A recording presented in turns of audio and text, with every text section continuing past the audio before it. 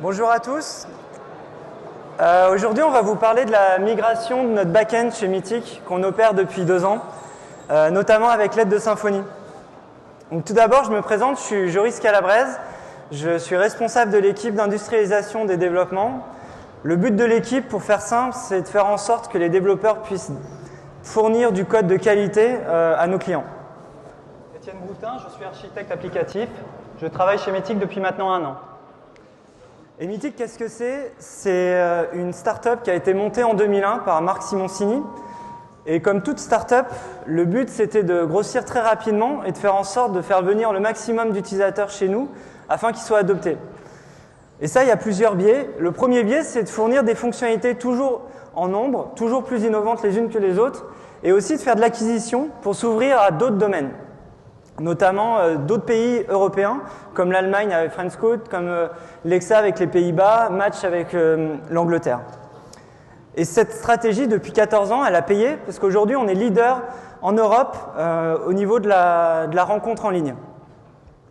On compte on compte plusieurs millions d'utilisateurs actifs par mois chez nous, ce qui est assez intéressant. Et aussi, ce qu'il faut voir, c'est que pour avoir grossi comme ça, on a aussi grossi en termes d'effectifs au niveau de l'IT. On est passé de quelques dizaines de personnes à plus de 150 personnes chez nous. Et ça a des impacts sur notre code, sur notre SI et sur la dette technique qu'on peut avoir aujourd'hui. Et c'est l'histoire qu'on va vous raconter aujourd'hui. On va vous raconter comment on a fait en sorte, on a été obligé de générer autant de dettes et comment aujourd'hui, avec différentes approches, notamment au niveau de l'architecture, de la qualité, on peut être beaucoup plus serein pour notre futur. Alors, comme vous pouvez vous en douter, si pendant 14 ans on ajoute des fonctionnalités en allant vite, ça va nous donner un beau plat de spaghettis. Ce que je veux dire par là, c'est que si vous cherchez à savoir comment est implémentée une fonctionnalité, vous allez rechercher dans le code, vous allez trouver 6 fonctions. Chacune d'entre elles va être appelée par 4 autres fonctions. Certaines ne vont pas être appelées, ce sera du code mort. D'autres vont être appelées selon certaines valeurs de configuration. D'autres seront exposées sur des web services. Et là, il va falloir savoir qui les appelle et comment. Bref, si vous voulez vraiment faire le tour d'une simple fonctionnalité, ça peut vous prendre plusieurs heures, voire plusieurs jours. Pour simplifier, pour structurer tout ça, il y a eu déjà 6 migrations chez Mythic. Mais là, on se rend compte que ça a été fait sur le même modèle et que ce modèle-là n'est plus suffisant.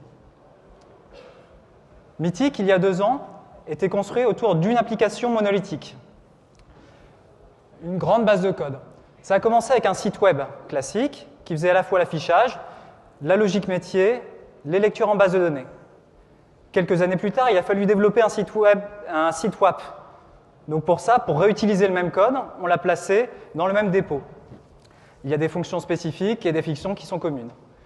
Quelques années après, quand les applications natives se sont développées, il a fallu exposer des fonctionnalités sur des web services publics. Pareil, dans la même base de code. Ensuite, on a eu un site web mobile. Et en plus de ça, il y a aussi les back-office et des cron jobs. Au total, on a 19 applications dans la même base de code.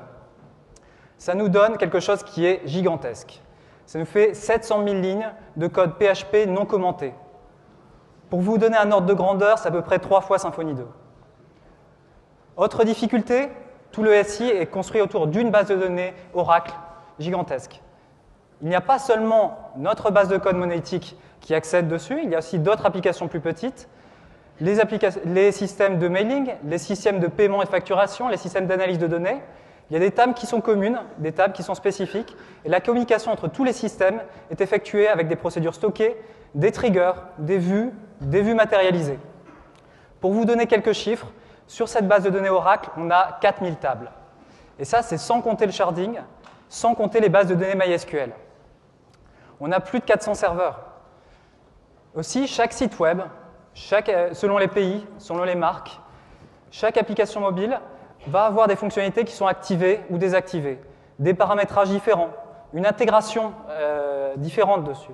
Et ça, au total, ça nous fait 900 configurations à tester. Alors, Joris.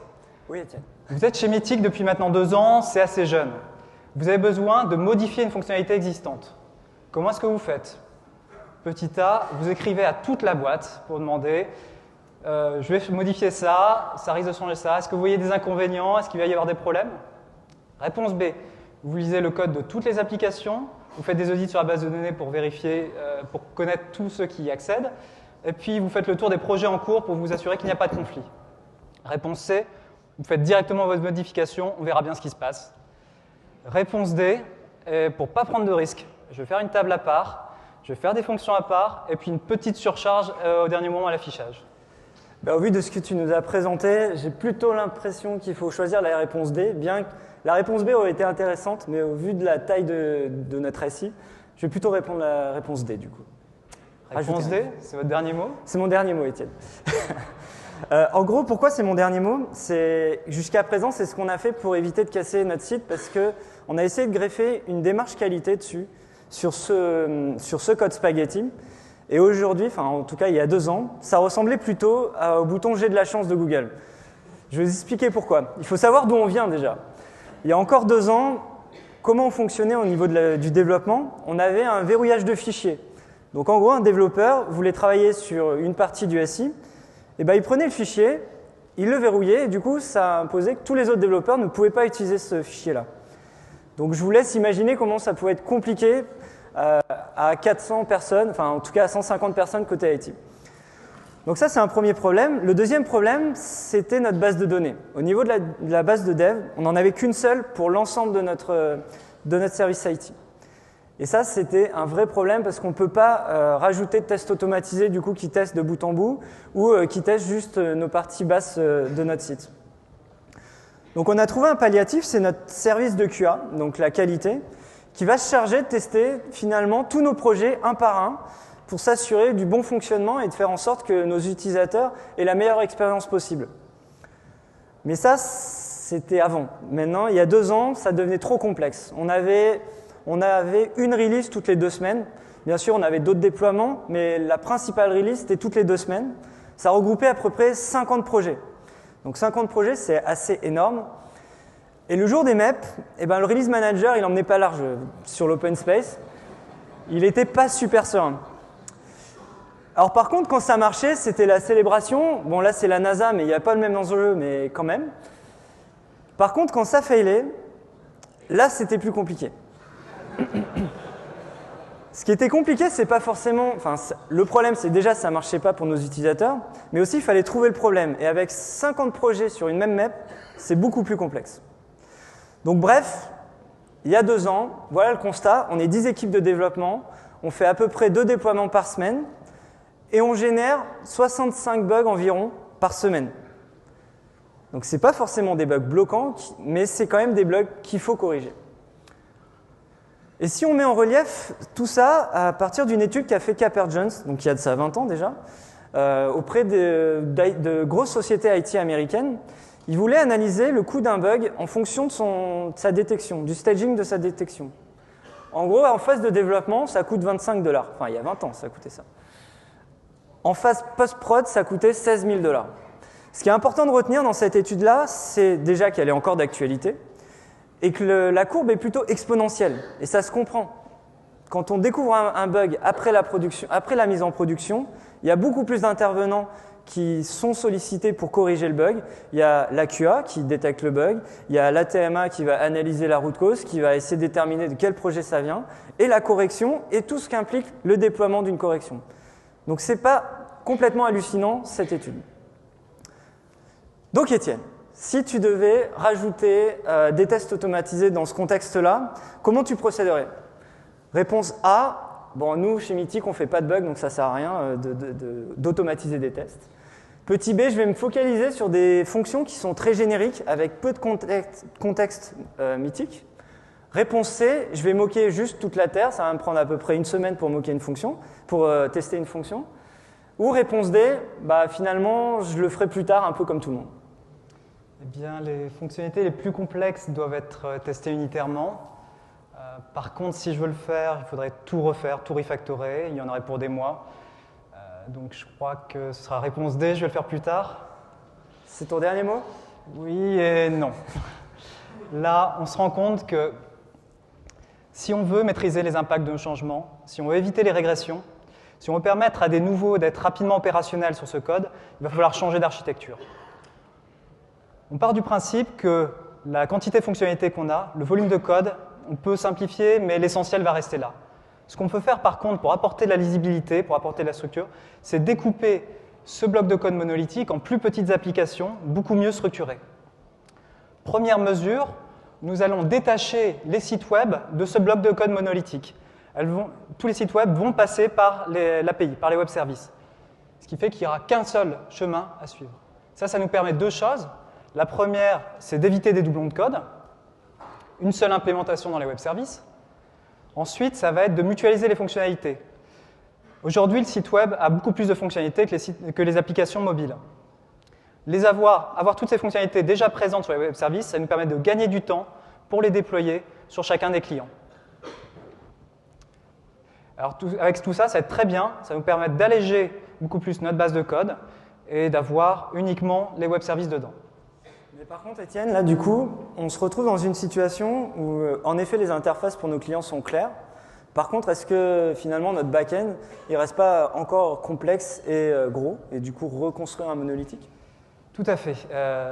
On a beau avoir détaché les sites web, il nous reste quand même 300 000, 400 000 lignes de code procédural. C'est toujours très dur à gérer. C'est là que Symfony 2 intervient. En structurant sur de la programmation objet, avec des services répartis dans des bundles, avec l'injection de dépendances, on va avoir beaucoup plus un code beaucoup plus propre. On va découper nos web services sur différents bundles, chaque bundle étant responsable d'une fonctionnalité. Les applications clientes vont accéder à ces fonctionnalités via des appels web services. Donc nous allons les exposer sur une interface REST de manière très stricte, ce qui nous permet d'avoir quelque chose de proche, puisque pour un appel web service, on va accéder à une seule ressource, donc à un seul bundle. On a un bon découplage. Et ça nous permet aussi, en ayant une bonne granularité, de mettre facilement les retours en cache. Autre notion aussi, on va considérer que les services n'ont pas accès à la totalité de la base de données. Les tables sont quelque chose de privé qui appartient aux services. Par exemple, si le système de message a besoin d'informations sur l'expéditeur ou les destinataires, il ne va pas faire une jointure directement en base de données, il va passer par le service des profils.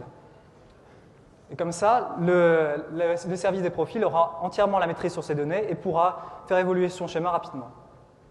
Maintenant, on va jeter un coup d'œil sur l'implémentation de ces services. Donc, c'est une application Symfony 2. Nous avons une couche contrôleur qui est la plus simple possible. On utilise la sérialisation Symfony pour transformer les entrées et sorties JSON en entités. Une couche métier qui va travailler avec ces entités, qui va s'appuyer sur une couche DAO qui va faire l'accès aux données. On va se baser sur Doctrine DBAL.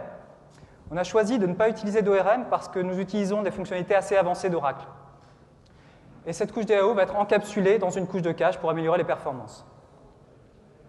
Donc comme ça nous permet de découper nos web services en beaucoup de bundles indépendants et bien découplés. Mais avec cette approche, est-ce qu'on ne risque pas finalement, pour un client donné, de faire énormément d'appels HTTP vers notre SI?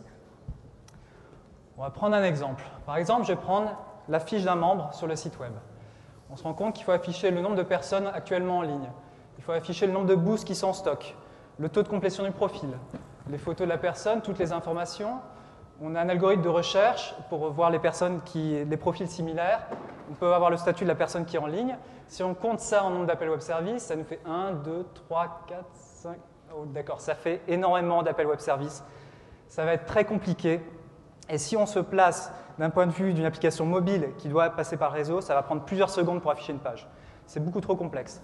Ce qu'il nous faudrait, ce serait un système à l'intérieur de notre réseau qui peut assembler tous ces résultats de web service pour que, pour un écran ou une action utilisateur, il n'y ait qu'un seul appel web service à faire sur le réseau. On va créer cette couche, cette application, donc ce sera la couche d'exposition. Ça nous pose une nouvelle répartition des rôles sur notre stack. Les applications clientes vont pouvoir se concentrer sur l'interface utilisateur. La couche d'exposition va gérer l'orchestration des appels API aux couches plus basses. Elle va gérer la sécurité, les sessions et également le paramétrage. Les fonctionnalités en couche basse, elles seront indépendantes, concentrées sur la logique métier et sur l'accès aux données. Cette couche d'exposition nous permet de mutualiser, de factoriser tout ce qui va concerner les appels pour les clients à destination des utilisateurs finaux. Par contre, les back-office, les systèmes de paiement, de facturation, vont pouvoir accéder directement aux couches basses. On va regarder maintenant comment est réalisée cette couche d'exposition. C'est également une application Symfony 2. Cette fois-ci, on va s'appuyer sur le Postgres Bundle, qui va s'appuyer sur une couche manager qui va orchestrer ces appels, assembler les résultats, qui lui-même utilise Guzzle pour faire les appels API au web service. Et ça va nous permettre également de paralléliser tous ces appels. Alors je vais prendre un exemple. Sur l'application Android, on affiche par défaut une liste d'utilisateurs. On va faire un A/B test dessus pour savoir quelle est la meilleure liste possible. Dans une première version, à la moitié d'utilisateurs, on va leur afficher la liste des membres selon leur activité sur le site, s'ils sont actuellement connectés, s'ils sont très actifs. Et une autre moitié d'utilisateurs, on va les classer par rapport à la distance, par rapport à l'utilisateur connecté. L'application Android n'a pas à se soucier de cet A/B test. C'est quelque chose qui est ponctuel dans le temps. Il va faire juste un appel à la couche d'exposition pour obtenir cette liste de membres. La couche d'exposition va d'abord récupérer la configuration d'A/B test de la personne connectée. Cette personne fait partie du groupe B. D'après la configuration, on sait qu'il faut utiliser l'algorithme de recherche par localisation. Donc la couche d'exposition va maintenant faire appel au moteur de recherche en utilisant la recherche par localisation. Elle va obtenir une liste d'identifiants de comptes et ensuite va appeler le service des profils pour obtenir toutes les informations sur ces comptes. À chacune des étapes, on va pouvoir mettre des caches, éviter les appels si on les a déjà. Alors maintenant, pour simplifier la migration, pour passer de ce code monolithique vers cette nouvelle architecture, nous avons fait le choix d'avancer sur 2 fronts en parallèle. Pour cela, on commence dès le début à mettre en place l'interface pour les web services publics. On développe tout de suite la couche d'exposition, même si on n'a pas les couches basses. Pour ça, on va d'abord s'appuyer sur le web service existant. De là, les applications mobiles, application par application, fonctionnalité par fonctionnalité, on va pouvoir passer sur les nouvelles API.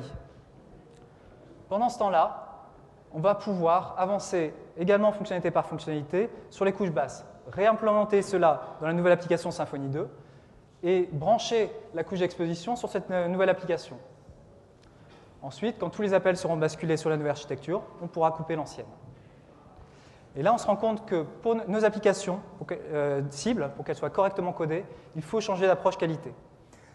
En effet, depuis 2 ans, finalement, en même temps que la nouvelle approche en termes d'architecture, on a réfléchi à une nouvelle approche en termes de qualité. Et ça va s'articuler sur plusieurs axes. Le premier axe, c'est notre stratégie de test. Comment est-ce qu'on va faire pour être beaucoup plus confiant dans notre code? La première étape, c'est de mettre des tests unitaires. On veut absolument faire en sorte que chaque fonction qu'on a implémentée, on soit persuadé qu'elle fasse ce qu'on a envie qu'elle fasse. Ça, c'est un premier point. Deuxième point, ça va être de mettre en place des seuils de qualité. Donc, globalement, on peut avoir une approche qui est un peu à l'ayatollah. En gros, je vais avoir un seuil de qualité pour l'ensemble de mon code. Et nous, on a plutôt pris une approche où on va essayer de réfléchir quel est le réel besoin d'une classe. Si on reprend ce que vous a expliqué Étienne au niveau de la structure de nos web services, on peut le découper en 3 parties, les couches contrôleurs, les couches services et les couches DAO. En gros, un contrôleur, c'est une classe qui est plutôt bête. En gros, c'est un passe-plat qui fait l'interface entre le client et nos services. Un service, par contre, c'est là où vraiment il y a toute l'intelligence business qui est présente et c'est vraiment une classe qui est ultra importante en termes de business. Et la DAO, c'est plus ou moins pareil que le service.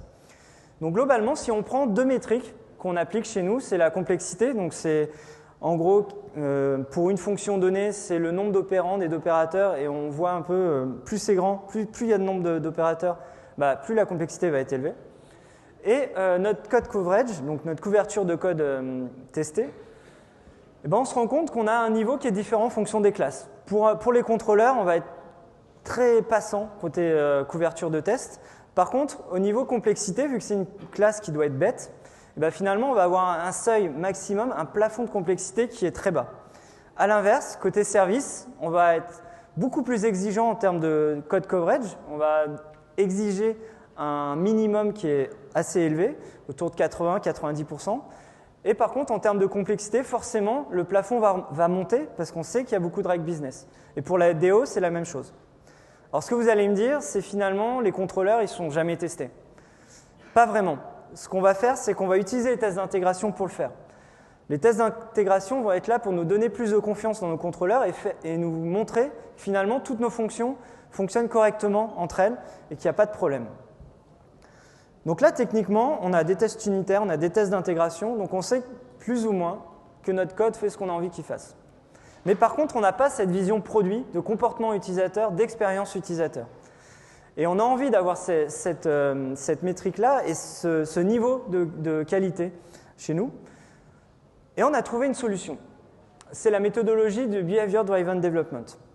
Pour ceux qui ne connaissent pas, c'est finalement comment faire en sorte de produire une feature en se basant sur le comportement utilisateur.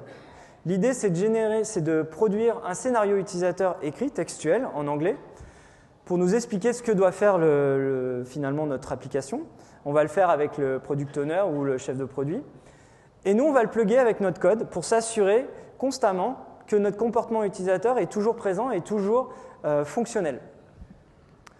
Pour vous montrer un exemple, on reprend l'exemple d'Étienne sur l'A/B test, sur l'algorithme de recherche sur la localisation. En gros, ici, sur la droite, vous avez notre comportement utilisateur. En gros, je suis un utilisateur du groupe B, ma localisation est sur Paris.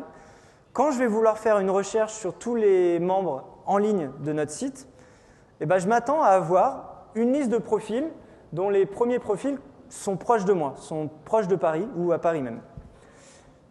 Et le BDD, finalement, à chaque fois qu'on va faire une nouvelle implémentation, on va lancer ces tests-là et on va s'assurer que le comportement utilisateur est toujours correct. Alors ça, c'est la théorie, c'est cool. Par contre, comme ce que je vous ai dit, c'est que nous, on n'a qu'une seule base de données pour les développements. Et ça pose problème pour faire des tests fonctionnels de bout en bout. On a trouvé un palliatif qui est Docker. En gros, on va utiliser Docker pour nous permettre de fournir à l'ensemble de nos développeurs un environnement full stack qui va leur permettre de lancer leurs tests automatisés. L'avantage, c'est qu'on va pouvoir lancer beaucoup d'instances en parallèle pour tous les développeurs chez nous. Et l'autre avantage aussi, c'est qu'on va pouvoir instancier un environnement en fonction de son besoin et de son contexte. Typiquement, quand on va vouloir tester une DAO, finalement, on va avoir besoin que de notre base de données. Par contre, quand un développeur va vouloir tester le comportement utilisateur à partir d'un navigateur, on va avoir besoin de l'ensemble de notre stack back-end. Et au niveau du concept, ça se passe comment? C'est qu'on va appeler un composant, Docker Compose.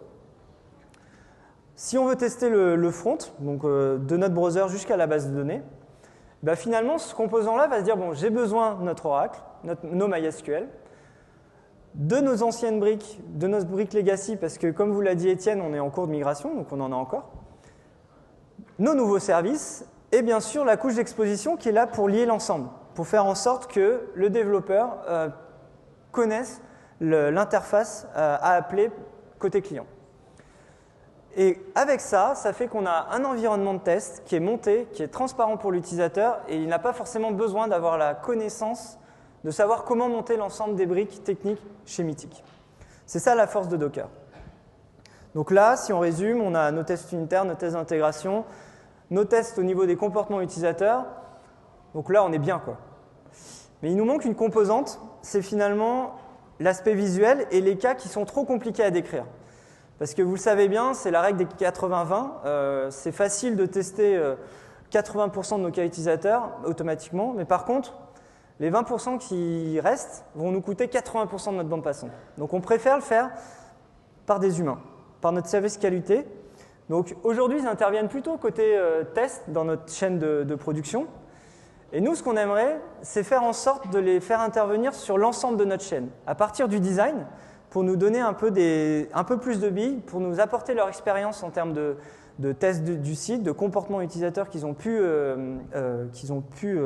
voir durant leur test fonctionnel, je vais y arriver. Et ça, c'est une vraie cible qu'on a envie de pousser aujourd'hui chez Mythic. Donc si on prend une équipe agile, Scrum, ça j'ai oublié de vous le dire, mais on est en Scrum chez nous.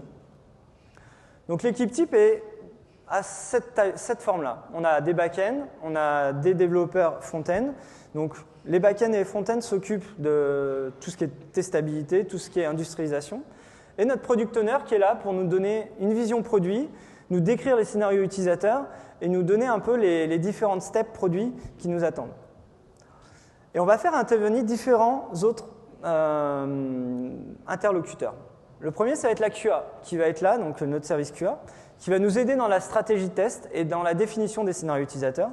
Et on va aussi se faire aider par des ops pour nous aider notamment sur les problématiques d'environnement, de performance qu'on peut avoir dans le cadre du développement d'un projet. Et avec ça, ça nous permet de fluidifier notre process de développement et de faire en sorte d'aller encore plus vite pour fournir une expérience de qualité à nos utilisateurs. Ce qu'on a voulu aussi faire chez nous, chez Mythic, c'est faire en effet des équipes autogérées qui ont une grosse cohésion d'équipe, mais on a aussi voulu développer une communauté de développeurs beaucoup plus large. C'est pour ça qu'aujourd'hui, on peut se dire que les développeurs chez nous peuvent partager leur expérience, peuvent apporter les bonnes pratiques qu'elles ont pu tester dans leurs équipes, et ça nous permet aussi de faire émerger des communautés de pratiques qui vont être là pour partager encore en plus grand nombre ces niveaux de pratique. Et on a aussi mis en place des BBL, merci Exuper qui est là dans la salle, qui a poussé le sujet. C'est des Brockman Lunch. En gros, l'idée, c'est de faire venir des intervenants chez nous, entre midi et 2, autour d'un repas, pour nous parler d'une techno, d'une veille, d'une méthodologie, de best practice selon les domaines. Et ça marche plutôt bien, et on étend la chose avec des intervenants en interne aussi. Et aussi, pour développer cette communauté de développeurs, on a mis en place un gestionnaire de sources graphiques. Jusqu'à présent, on en avait un qui n'était pas graphique. Maintenant, on en a mis un graphique qui s'appelle GitLab. Et aujourd'hui, il est très utilisé. On l'a mis en place il y a un an à peu près, et on peut compter qu'en un an, on a fait 180 repos, on a plus de 50 users chez nous, on a 14 technos qui sont représentés dans nos repos. Donc c'est un vrai succès pour nous. Et la grosse force de GitLab, c'est les merge requests. Pour ceux qui ne connaissent pas, c'est comme les pull requests dans GitHub, mais version GitLab. Donc en bref, un petit exemple pour illustrer. Vous êtes un développeur, vous travaillez sur une branche de travail, normale. Votre branche, elle est monitorée par notre intégration continue, qui est Jenkins. Et du coup, Jenkins vous fournit plusieurs métriques. La première métrique, c'est l'analyse statique. C'est tout ce qui est complexité, check style, ce genre de choses. Tout ce qui est test unitaire et tout ce qui est test d'intégration. Et quand le développeur a terminé, il est content de ce qu'il a fait, normal, et il propose ce qu'il a produit à un relecteur, à la communauté. Et le relecteur va dire, bon bah ok, moi j'y vais. Donc la merge request est créée, et ce qu'on a fait chez Mythic, c'est qu'on a monitoré cette merge request avec Jenkins, qui va nous fournir plusieurs étapes, plusieurs indicateurs sur notre merge, et va nous donner un peu une vision sur ce qui marche ou ce qui ne marche pas après merge. Et là, ce qu'on peut voir dans mon exemple, c'est qu'on a les tests d'intégration qui faillent. Eh bien, c'est pas grave. Le développeur va faire la correction pour éviter de faire perdre du temps au relecteur qui aurait passé du temps à relire du code qui allait être modifié juste après. Une fois que le développeur a fait la correction et que tous les voyants sont ouverts côté Jenkins, alors le relecteur va vraiment se focaliser sur ce qui est important sur la partie du code à relire. Et ensuite, on pousse en prod. Donc si je dois résumer, c'est que nos développeurs, ils ont maintenant un outil qui leur permet de partager leur code, partager les bonnes pratiques, qui est GitLab. Ils ont une intégration continue, qui est là pour nous donner suffisamment de feedback par rapport à nos tests, par rapport aux différentes métriques qu'on a posées sur notre code. Couplé avec Docker, qui est là pour nous aider à tester, à avoir des environnements de test cohérents. Et ce qu'on a rajouté aussi, c'est des dashboards dans nos locaux. On a fait en sorte d'avoir des dashboards visuels et physiques pour faire en sorte d'avoir du feedback encore plus rapide que d'aller sur Jenkins pour voir ce qu'il en est ou sur GitLab. L'idée, c'est que là, tout le monde a une vision sur la qualité de ce qu'on a produit, si ça marche ou pas. Et ça, c'est un vrai plus pour nous en termes de réactivité. Donc, si je dois résumer en quelques stats, on a diminué de 7 le nombre de bugs avec ces nouvelles approches, tant au niveau architecture que qualité. Et on a réussi à multiplier par 5 le nombre de mètres qu'on faisait par jour. On est passé de 2 mètres par jour à plus de 10 par jour. Et pour vous montrer un peu, même si ce n'est pas forcément parlant, la couverture de tests qu'on a chez nous aujourd'hui sur les nouvelles briques représente 91%, soit 3700 tests écrits en moins de 2 ans finalement. Et ça, c'est vraiment un gros plus pour nous et ce qui va nous permettre d'être vraiment réactifs pour la suite. Toutes ces initiatives nous permettent d'être beaucoup plus confiants pour notre futur. Déjà, d'un point de vue architecture, le fait d'avoir des fonctionnalités indépendantes, assez bien découplées, ça nous ouvre la voie vers un découpage en microservices, ce qu'on essaye de faire actuellement. Ça nous permettra d'avoir une meilleure maîtrise de nos impacts.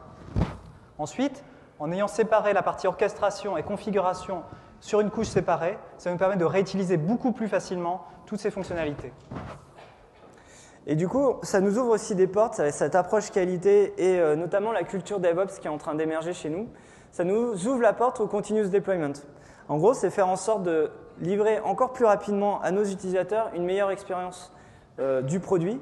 Et ça, pour ça, on a besoin d'avoir des métriques au niveau de notre code, mais aussi des métriques sur l'état de notre production pour que la confiance entre les ops et les devs soit vraiment rétablie et qu'on puisse réellement avancer ensemble et faire en sorte que les MEP soient plus réellement un événement chez nous, mais que ça soit plutôt trivial.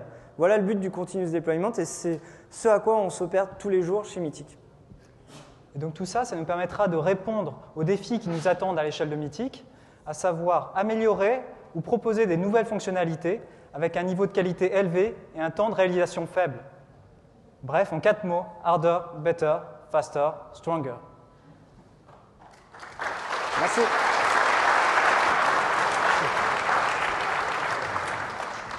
Est-ce que vous avez des questions ?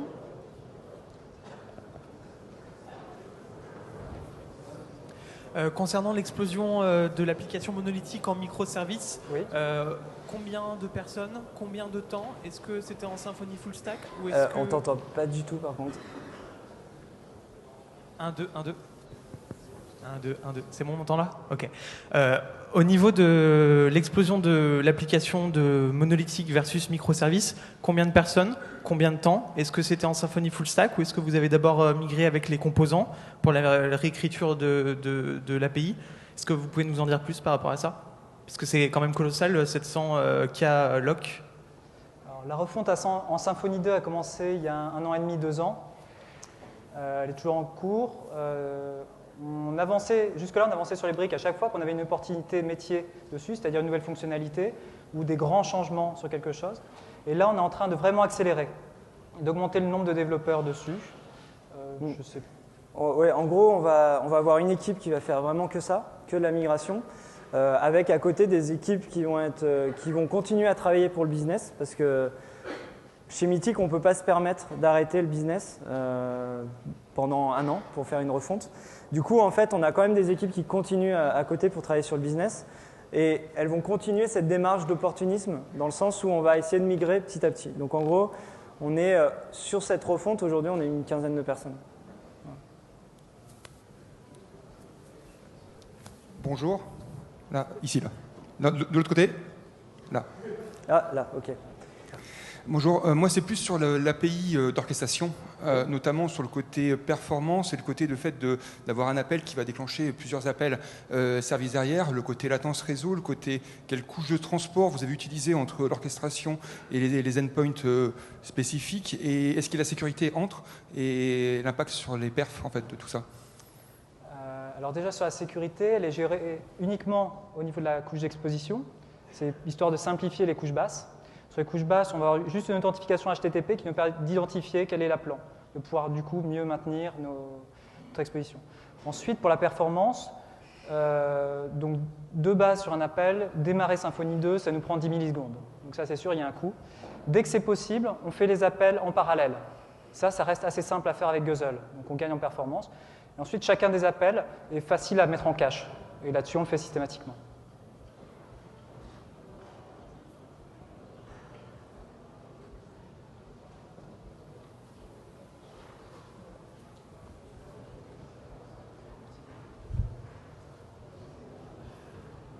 Oui, bonjour. Je suis là. Ça oui. Ok. Merci pour cette présentation qui était déjà très jolie. Donc, vous avez l'air de vous y connaître en PowerPoint ou je sais pas avec quoi c'était fait, mais c'était très joli. Autre chose que ça, mais ouais. Donc techniquement, vous avez l'air de présenter ce qui se fait de mieux. Enfin, ça a l'air super. Pour refaire le parallèle avec la conf de ce matin sur Mediapart, est-ce que vous pouvez m'en dire plus sur le niveau humain? Donc là, vous avez dit qu'il y avait une équipe dédiée qui avait de 15 personnes qui étaient sur cette migration. Par rapport aux équipes internes et par rapport à l'adhésion à la fois des équipes techniques et des équipes métiers, comment est-ce que ça s'est passé? Alors, il y a en interne, contrairement à Mediapart, les développeurs étaient plutôt en mode on veut y aller beaucoup plus vite que ça. Donc déjà, au niveau technique, on avait une vraie adhésion. Ce qui a changé en 2 ans, il y a encore 2 ans, pardon, c'était une initiative côté IT.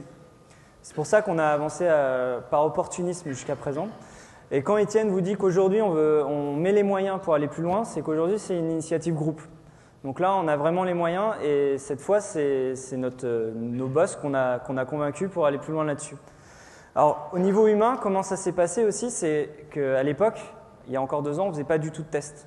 Donc ce qui a été aussi un peu intéressant à gérer côté humain, c'était faire adopter des nouvelles pratiques et faire en sorte que ces pratiques-là soient respectées et soient appliquées aujourd'hui. Et ça, c'était le rôle de mon équipe avec 2 autres développeurs. Et finalement, ça s'est fait assez simplement. On a essayé de faire en sorte que notre démarche soit comprise et soit pas non plus trop dictatoriale. On a essayé de faire en sorte d'assouplir les choses, d'adapter aussi nos métriques en fonction de notre contexte. Parce que ce que je disais, ça ne sert à rien de mettre en place une chose by the book si derrière elle ne correspond pas à ce qu'on a envie d'en faire chez nous. Donc c'est cette démarche-là qu'on a appliquée à peu près sur tous les sujets pour faire en sorte que l'adoption de notre méthodologie soit là et soit aujourd'hui respectée. Ça répond à ta question ? Cool. Oui, bonjour. C'est bon ? Oui. Vous avez dit que vous utilisiez PHP pour faire de l'asynchrone entre les 2 liens, enfin, l'appel vers les web services. Oui. Et je me suis demandé si vous aviez considéré Node.js pour faire ça. Oui, avec un peu de recul, on aurait pu se dire que cette couche d'exposition, elle reste assez simple. On aurait pu prendre Node.js qui aurait été plus rapide pour traiter ces requêtes. Mais après, on maîtrisait beaucoup mieux Symfony 2, on avait beaucoup plus d'expérience. C'est pour ça qu'on est parti dessus.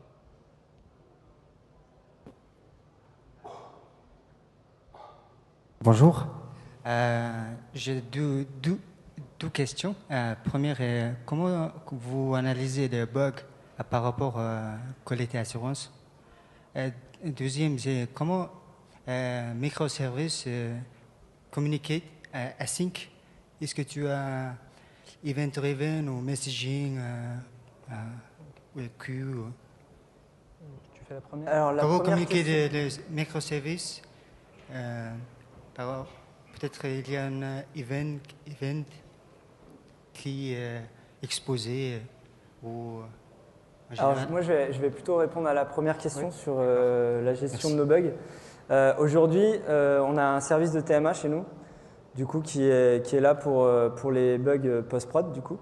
Ceux qui sont détectés avant, ils rentrent dans le cadre de l'équipe et du coup, c'est assez transparent. Par contre, après, c'est notre TMA qui est là pour identifier déjà si c'est les nouvelles briques, les anciennes, et il les réoriente vers les équipes qui sont pertinentes. Et par contre, quand du coup, c'est sur les nouvelles briques, on s'efforce d'apposer un test par rapport à ce bug qui a été détecté. Je ne sais pas si ça répond à ta question. C'est bon ? Cool. Ensuite, pour une architecture microservice, donc on se rend compte, on a des composants qui sont isolés par fonctionnalité. On voit qu'on a besoin d'une couche d'assemblage pour le haut, pour faire l'orchestration. Il y a aussi une couche en bas. On n'a pas eu le temps d'en parler parce qu'on avait 40 minutes. Pour ça, on met en place un bus d'événements. Donc chaque brique, quand quelque chose se passe, quand une donnée est modifiée, il va poster un événement sur le bus. Chacune des briques va ensuite écouter, prendre les messages qui l'intéressent pour faire les traitements qui le concernent. Donc vraiment, on a cet assemblage par le bas. Merci. Bonjour, vous m'entendez? Oui. Déjà, merci pour ce petit récap. J'ai une petite question. Je ne doute pas que chez Mythic, vous soyez tous des super développeurs. Mais est-ce que vous avez un moyen de former vos développeurs à Symfony, aux nouveaux codes qui sont publiés, aux nouveaux bundles, aux nouvelles pratiques? Comment vous fonctionnez chez vous? Est-ce que vous ramenez des experts? Est-ce que vous faites des sessions toutes les semaines ou... Alors non. En fait, comment ça se passe? C'est que déjà, les développeurs chez nous qui travaillent sur les nouvelles briques ont un background suffisamment important côté Symfony pour l'utiliser à bon escient. Et ce qu'on fait par contre, c'est qu'on n'axe pas forcément le partage de bonnes pratiques autour de Symfony, mais c'est plutôt autour du développement au sens large du terme, notamment avec les archis qui sont là pour nous donner une vision un peu plus macro de ce qu'on doit faire au niveau de notre code, mais aussi par rapport à la communauté qui est là aussi pour nous donner des bonnes pratiques et nous aider à le faire quotidiennement. Donc on se base plutôt là-dessus. Après, ça peut être du peer programming qu'on peut faire aussi pour les nouveaux arrivants, mais généralement on s'efforce à recruter des gens qui ont déjà un bon background technique côté Symfony, plutôt que justement d'avoir à les former en interne. Voilà. Merci. Merci.